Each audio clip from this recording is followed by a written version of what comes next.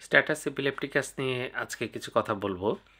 সেটা হচ্ছে যে আমাদের অনেক সময় যদি কন্টিনিউয়াস সিজার হতে থাকে, অর্থাৎ দেখা যাচ্ছে খিঁচুনি হয়ে যাচ্ছে, সেটা আমরা স্ট্যাটাস এপিলেপটিকাস বলতে পারি। আবার দেখা গেল একবার সিজার হলো এবং কিছুক্ষণ গ্যাপ দিয়ে আবার সিজার হলো। কিন্তু এই ২ টার মধ্যে যে কনশাসনেস বা সেটা কিন্তু রিগেইন হবে না।